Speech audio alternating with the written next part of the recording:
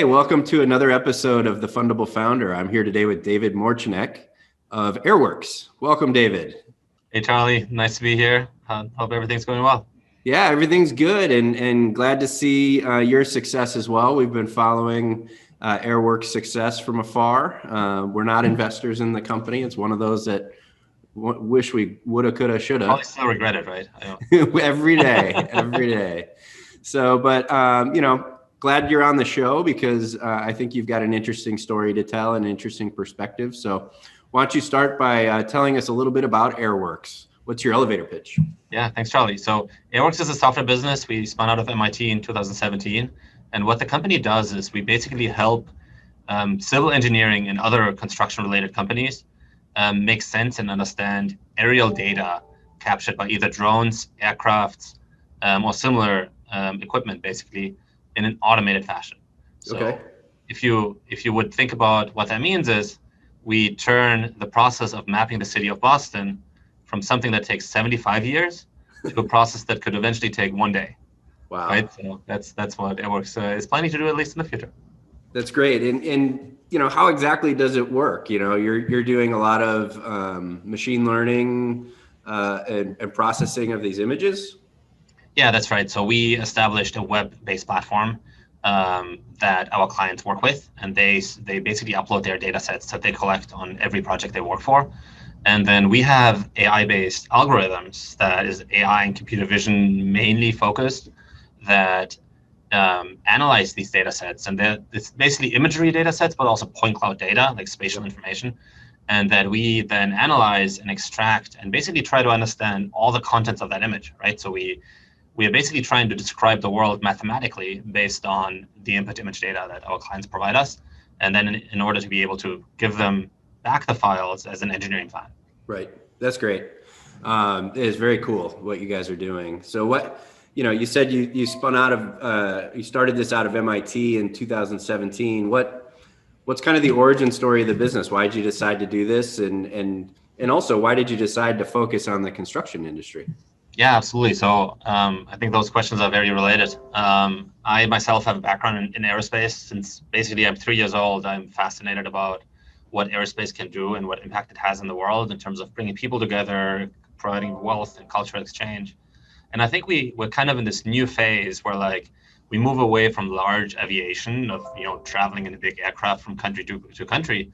But there's many more like micro applications that every business now really can almost leverage and use that has never been the case before, right? So our business is just one example, but aerial data is now powering insurance companies. It's powering even hedge funds. It's powering big corporations, and it's powering our cities, right? And all that is driven by technological advances in which it gets easier and easier and cheaper to collect that data, right? So I got really passionate by understanding that now, and the example I always use is a drone that you can buy for $2,000 actually has 5 times the image quality than a $1 million aircraft camera, right? And that means a lot more people can use it, right? Charlie, you can go out, buy a drone and create data that's more accurate than the guy that owns a $1 million aircraft. Right? That's amazing. That was interesting to me. So in construction, for us was really the logical use case because of the big market on the one hand.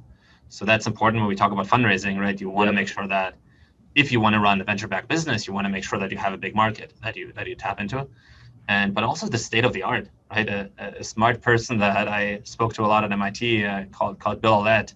I learned a lot from him. He runs the Trust Center and the Department of Entrepreneurship at MIT.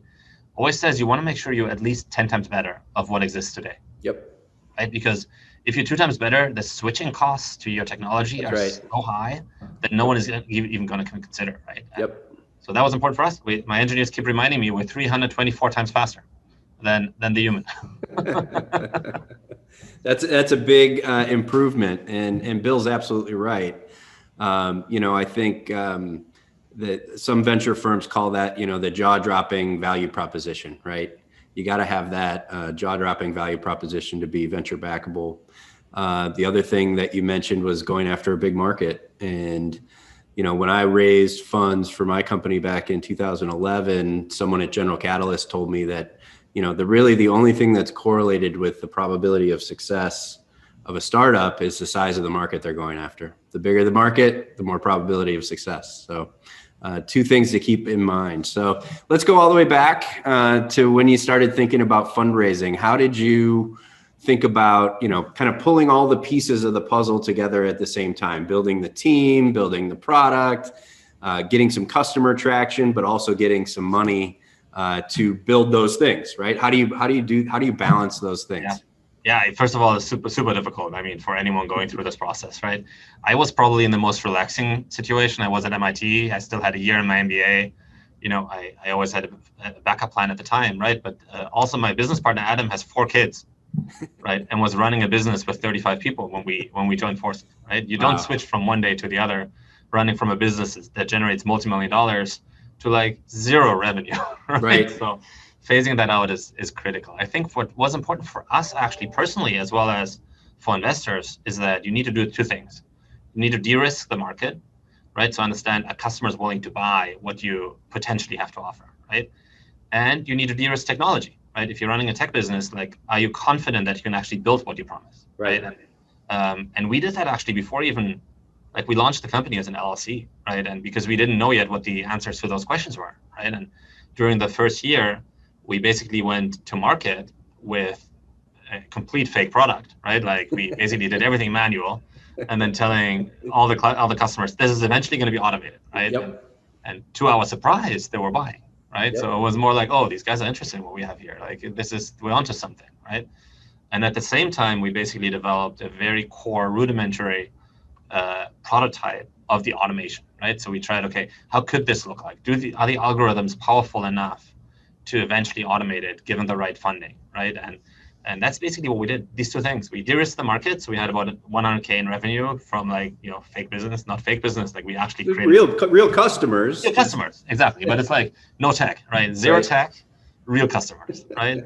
and then we at the same time built a tech without customers, right? And ultimately we brought it all together. But I think that helped a lot to tell that fundraising story. And even I had to decide, do I want to spend the next 5-10 years of my life on this business? Right. I think if either one of those answers would have been no, like, I would have probably moved on to something else. Right. It's for me personally as important as it is for a lot of eventual investors. How did you go out and find those initial customers and convince them to be paying customers if you didn't have what you wanted to deliver yet? Yeah, lots of calls. I think what definitely helps is if you're in some kind of academic environment, like, use your academic email addresses. Customers tend to respond a lot to .edu emails and pitch it as a project. And I think, the moment you realize that we created some actual value, right? So we found customers that didn't care as much that we have like 20 years experience in the business, but they were actually trying to understand this new technology, and that we were able to help them on a project, even by not using any tech, right? By just saying that, look, we can speed this up for you. And yeah, it's a lot of calls, a lot of possible projects, a lot of, first of all, like, at cost deals, but then people came back, right? And we were like trying to raise prices and see how far we can take it, essentially, and trying to understand what the actual value is of what we're providing.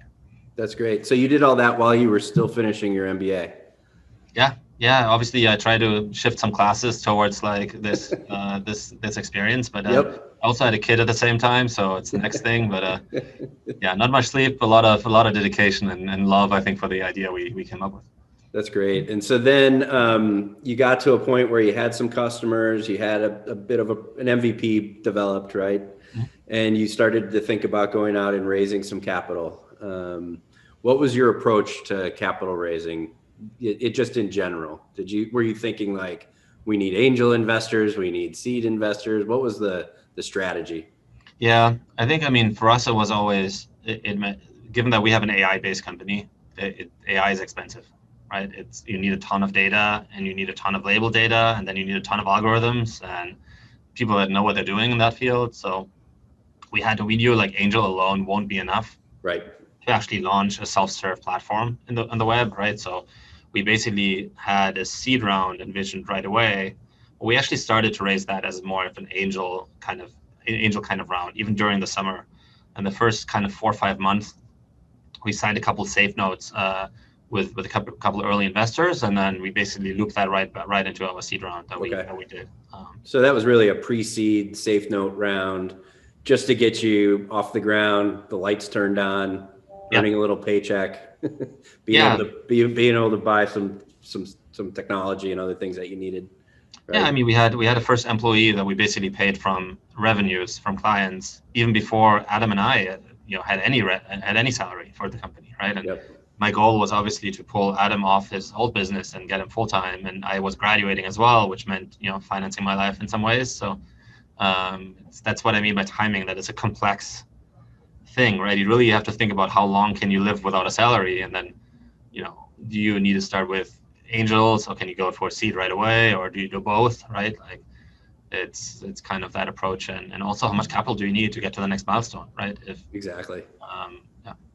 Yeah, that's one of the more important questions that first-time founders are going to get from VCs when they raise is, why are you raising this amount of money, and how much runway does that buy you, and what milestones are you going to hit before we need to go out and raise another round? So that's those are the key questions that any VC is going to ask along the way.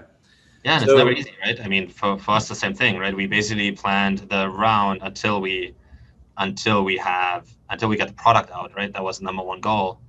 And we probably could have raised more at the beginning, right? Because we ended up raising a second seed basically to start building the sales team, because then for the A, you actually need real traction, right? So. Which brings up another important point is the seed round might be followed by another seed round, and might be followed by another seed round. I've done a couple of companies where we've had a seed 3 and a seed 4. So so it's always make sure that you have a good investor syndicate around the table that'll be able to fund some of those seed rounds down the road.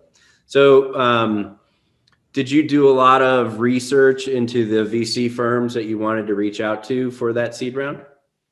Yeah, I definitely did. And this was my first time fundraising, right? So I was very green to the process. I did get some good advice, right? That I tried to use, right? But mainly I was still being pulled in a lot of different directions and not very strategic in the outreach, right? And there's probably, there's thousands of VC firms in the US, right? And if you're not very targeted, then you have a problem of even being able to research VCs before you speak to them, right? So I think the only thing why that didn't end up in a complete mess is that I really try to use my network in understanding VCs better, and speaking to also VCs that maybe my colleagues have worked with already. Yeah, no, that's good advice. And you said you got good advice kind of out of the gate from some people. Was it to be targeted in your search, or was there other advice you got that was helpful? Yeah, I mean, targeted is really the most important, right? Who are the VCs that invest in companies in your space, right? So that means either in your industry, because it's a big deal for us, prop tech, right? Like very hard to understand for some venture capitalists, right? Like in terms of like this project that is very prevalent and trying to solve it, right? But also we come in, often we sell in this world, right? And it takes convincing to get a client off a project to project into like a more recurring scheme, right? In other industries, it's very normal, right? So if a VC from that industry learns about a prop tech company, they might think, oh, this is not a good business, right? And then also business model, right? What types of business model do you guys have? Is it usage based? Is it more seat based SaaS? Is it, depending on how that comes together is very critical. And I mean, the second piece, and really the most valuable, is I think someone mentioned to me that no one ever invested in a cold email. Okay. I don't think that's 100% true. I think when there was just an interesting article that I'm happy to forward from in the Harvard Business Review, that 10% of the deals are created through cold emails, but 10% is very low. Right? It is low, yeah. Focusing on your connections, starting with networks, entrepreneurial networks, academic environments is the right approach. Yeah, no, I think and cold emails work, but you have to be very specific in why you're reaching out to that person. It's based on these factors around their venture firm and their focus, or some companies they've invested in, or that person's background. Those are cold emails that are more likely to get attention If you just do a mass-produced email blast to 500 VCs, it's not going to work. Yeah, no one is going to answer. How many meetings do you think you had before you got your term sheet? Yeah, it's hard. I didn't track it as good as I'm doing it now, right? But I think it must have been 52, probably 5,200. Okay. Somewhere in that range, in total. Was there anything that surprised you about the fundraising process that you just weren't prepared for? Well, I don't think it's very. I mean, obviously, there's a lot of deal analysis behind fundraising, right? And VCs have their diligence, have their very, very thorough diligence processes, right? But ultimately, what seems to matter a lot more is how well a VC can help a business and how much expertise they have in a certain region, right? To understand what the business is currently doing today, but also to being able to add value along the course of the business, right? And I think sometimes when we start fundraising, we're like, we make a business plan, we're like, this is obvious, right? This is massive returns over time. But if a VC just doesn't play in that field, then it's not interesting for that, right? So don't take every no as a you have a bad idea, or you have a bad strategy here. It's more like, there might be some experience that the VC does or doesn't have, right? That makes them believe that it's not a good fit for them. No, that's great advice. I think that's right. Don't take every no kind of personally, right? It doesn't mean you have a bad business idea. It just means it's not a fit for that VC. Right. Exactly. Yeah. More than anything, which gets back to your point about doing a targeted outreach, right? And I think some of the best meetings start off when the entrepreneur pitching starts by saying, I'm here because of you, right? Like in particular, because you've done these types of deals and you've helped some of those companies on the wall behind you, and I want that same kind of help. I think that's a great way to start off a meeting. So yeah, we've always had the approach that, as a first-time venture-backed founder, right, that 95% of the things I'm doing every day is probably things I'm doing for the first time. Yeah. Right? A lot less, there's more percentage of the day that I have experience with now, but and then just having these people in the room that have done it over and over again and launched similar businesses, right, is a big game changer, right? That's really what it is. You don't just get capital, you get a lot of insights into how to run a venture. Yeah, and I think that's probably one of the bigger misconceptions about venture capital, right? Is it's not an adversarial relationship between the founder and the VC, or the founder and their board, right? It's a very has to be collaborative relationship where everyone's kind of providing the experience they have and perspective they have to help this one individual company and the founder to grow their business the best way they can. And that's why finding the right VC fit from the entrepreneur's perspective is so important, is you want to have that great relationship, coming out of the box. So no, I always look for that. I always look for, what are the things I don't do well or the team doesn't do well yet, right? That we can use some help with, and then really target those VCs, right? I mean, that's the reason why we brought InnoSpark in early on, because they've spun out many AI companies in their experience, right? And how do you commercialize AI, right? It's not an easy thing, right? And for us, that was important to understand, right? And even the second round that was led by Metaprop, how do you basically scale AEC technology, like construction and engineering technology, right? Right. How do you build a really fast-growing business in that space? And that's really what they specialize on, and they've seen on and on and on, right? So it's great. Yeah, you found two good fits there for sure, and I know they've proven to be great partners to you and the team. How did you kind of create that sense of urgency to invest now, as opposed to just it's one of the hardest things to do, I think, is to why you should write the check today and not wait till tomorrow. Yeah, I mean it's never easy, right? And that's, I think, the biggest thing, that if you crack that piece, then that's fundraising, right? Because the VC can always say, hey, I want to see this 1 more month, right? That's right. But the issue is when, I think there's two strategies. One is never just rely on one term sheet, right? Because then basically it controls everything you're doing, right? And you don't have any room to negotiate, right? And also you don't really explore what's market, right? What can VC help you if you just have one offer on the table, right? I think that's one side, and you always kind of want to have a plan B. And doesn't have to be a term sheet, but for us it was like we could have kept doing angel checks for the next foreseeable period, right? We never had to close the term sheet if you want, right? Right.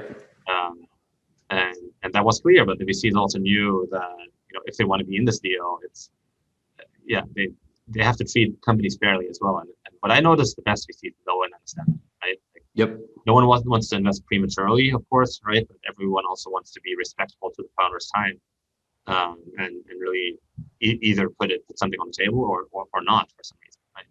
That's great.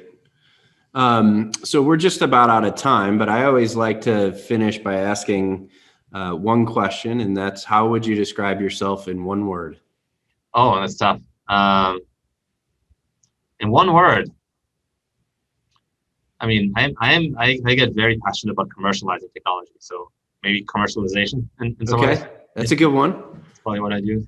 Yeah, that's a really good one. Well, I think you've provided a lot of words of wisdom here for aspiring entrepreneurs out there. I really appreciate you being on the Fundable Founder today, and I wish you nothing but success with Airworks going forward. It's I continue to watch, and I'm very happy that you guys have been successful so far, and I expect nothing but that going forward. So thanks, Charlie. Congratulations. The support. It means a lot if the ecosystem is with us. So that's exciting.